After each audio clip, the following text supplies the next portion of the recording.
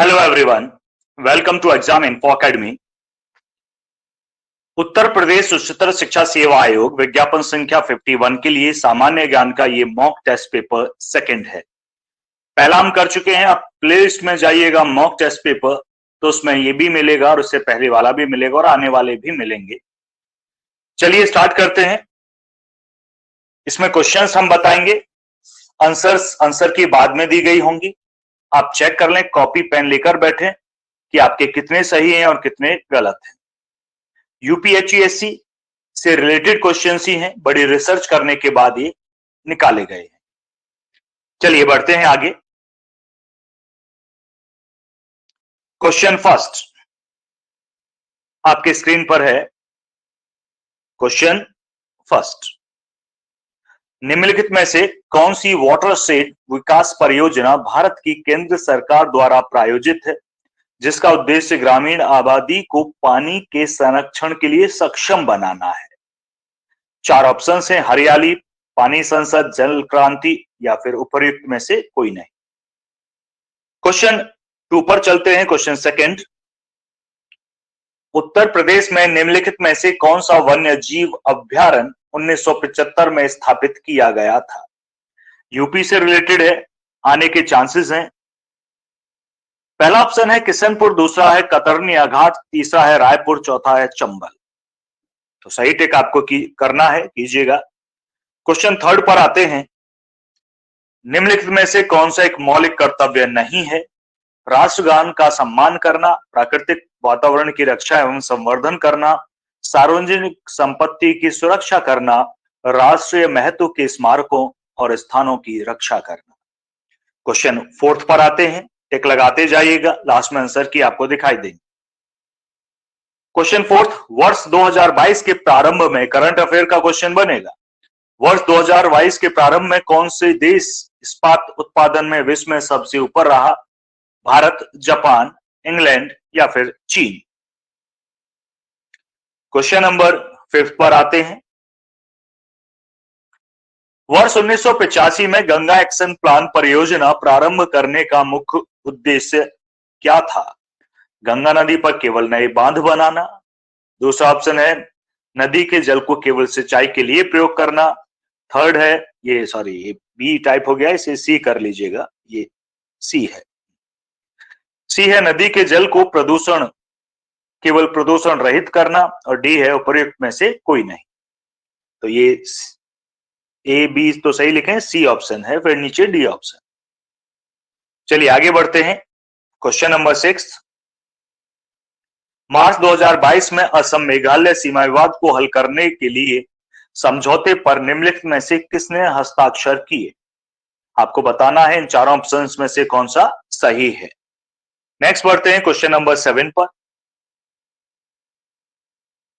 Make in India कार्यक्रम के संदर्भ में निम्नलिखित कथनों में से कौन सा या कौन से सही है? मतलब एक से ज्यादा भी हो सकते हैं, एक भी हो सकता है। मेक इन इंडिया प्रोग्राम वर्ष 2014 में प्रारंभ किया गया, पहला ये है स्टेटमेंट। दूसरा है इसका उद्देश्य भारत में कंपनियों को विनिर्माण हेतु प्रोत्साहन देना तथा निवेश को सुगम बनाना है। आपको लगता है पहला स्टेटमेंट सही है तो आप ए को टिक कीजिएगा, आपको लगता है दोनों सही है तो आप बी ऑप्शन को टिक कीजिएगा, आपको लगता है नहीं केवल सेकंड स्टेटमेंट सही है तो आप सी केवल 2 पर टिक लगाइएगा, आपको लगता है दोनों गलत हैं तो डी पर टिक लगाइए, ना तो 1 ना ही 2। चलिए क्वेश्चन नंबर 8 पर चलते हैं।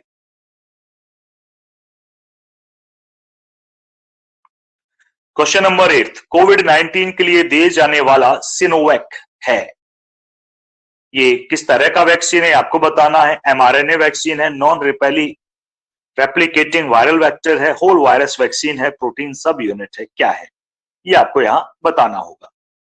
कोविड से रिलेटेड है, करंट अफेयर्स के थ्रू ही पूछा जाएगा और आने की संभावना बहुत ज्यादा है, या कोई और वैक्सीन का नाम लेके। जल जीवन मिशन योजना के वित्तीय वर्ष के केंद्रीय बजट में घोषित की गई थी, मतलब जल जीवन मिशन किस वित्तीय वर्ष के केंद्रीय बजट में इसकी घोषणा की गई थी? 19-20, 22-23, 20-21, 21-22। तो आपको सही टिक लगाना है इस पर। आगे बढ़ते हैं क्वेश्चन नंबर 10, निम्नलिखित में से कौन सा पदार्थ जैव निम्नीकरण है? जैव निम्नीकरण का मतलब बायोडिग्रेडेबल है। बायोडिग्रेडेबल वो होते हैं जिन्हें माइक्रो ऑर्गेनिज्म डिकम्पोज कर देते हैं। तो इन चारों में से कौन डिकम्पोज हो जाएगा, कौन बाकी 3 डिकम्पोज नहीं होंगे? तो आपको ये बताना है कौन सा डिकम्पोज होगा, मतलब बायोडिग्रेडेबल कौन सा है। क्वेश्चन नंबर 11 पर आते हैं। अप्रैल 2022 की कोपेनहेगन में पुरुषों की 200 मीटर बटरफ्लाई तैराकी स्पर्धा में भारत के किस खिलाड़ी ने स्वर्ण पदक जीता? अप्रैल 2022 की बात है, करंट अफेयर के क्वेश्चन के रूप में ही जाना जाएगा। आपको सही ऑप्शन टिक करना है। पहला साक्षी बालकृष्णन, साजन प्रकाश, श्रीहरि नटराज, संदीप सेजवाल। तो सही कौन सा है ये आपको बताना हो। क्वेश्चन नंबर 12 पर आते हैं। केंद्रीय पर्यावरण एवं जलवायु परिवर्तन मंत्रालय भारत सरकार ने डॉल्फिन डे मनाने की घोषणा की है, जो मनाया जाएगा। तारीख आपको बतानी है 28 अक्टूबर को, 5 अक्टूबर को, या 15 जुलाई को, या 15 अप्रैल को। सही पर टिक लगाना है आपको। क्वेश्चन नंबर 13 पर आते हैं। निम्नलिखित युग्मों में से कौन सा एक सुमेलित नहीं है, मतलब ये गलत है। राज्य और विधानसभा के सदस्यों की संख्या सामने दी गई है। उत्तराखंड में 70 है, गोवा में 40 है, इस क्वेश्चन के अनुसार है। उत्तर प्रदेश में 403, मणिपुर में 62 है। इनमें से कौन सा सही नहीं है, ये आपको यहाँ टिक लगाना है, मतलब 3 सही भी है। आगे बढ़ते हैं क्वेश्चन नंबर 14। निम्नलिखित विषयों पर विचार कीजिए तथा उन्हें क्रमानुसार जैसा संविधान में उल्लेखित है व्यवस्थित कीजिए। संघ तथा उसका कार्य क्षेत्र, मौलिक कर्तव्य, नागरिकता, राज्य के नीति के निदेशक तत्व। नीचे दिए गए कुट में से सही उत्तर का चयन कीजिए, मतलब क्रमानुसार लगाना, पहला कौन, दूसरा कौन, तीसरा कौन, चौथा कौन, इस तरह से इसको अरेंज करना है। क्वेश्चन नंबर 15 पर आते हैं।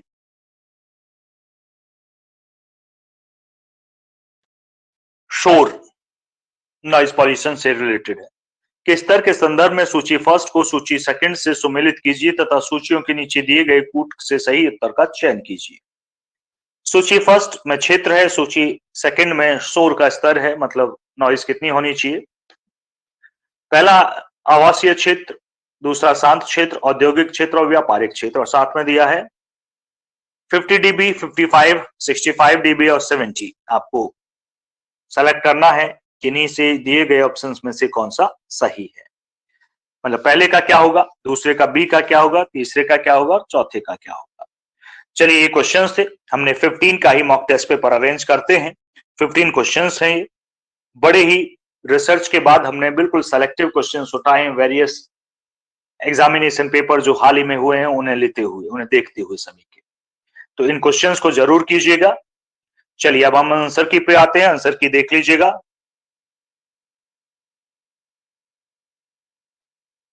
ये रही आपकी आंसर की। 15 के 15 क्वेश्चंस के आंसर दिए हैं, मैच कीजिएगा आपके कितने सही हैं। आपको लगता है कोई आंसर गलत है, हमने गलती की है, तो हमें कमेंट में बताइएगा और साथ में ये भी बताइएगा आपकी कितने सही कर रहे हैं आप। बहुत सेलेक्टिव क्वेश्चंस हैं, आसान बिल्कुल नहीं है। आपका जो लेवल होगा यूपीएससी का, इसमें जो आपको जो सबसे आसान क्वेश्चंस लगे वो मानिएगा उसी लेवल के होंगे। तो कितने सही हैं, 15 में से 10 के अराउंड भी सही हैं, तो आप सही कर रहे हैं, इंप्रूव कर सकते हैं। इवन 9-10 भी सही हैं तो भी इंप्रूव की तरफ बढ़ रहे हैं। उससे कम है तो थोड़ी पढ़ाई कर लीजिएगा। आज की वीडियो में इतना ही, धन्यवाद।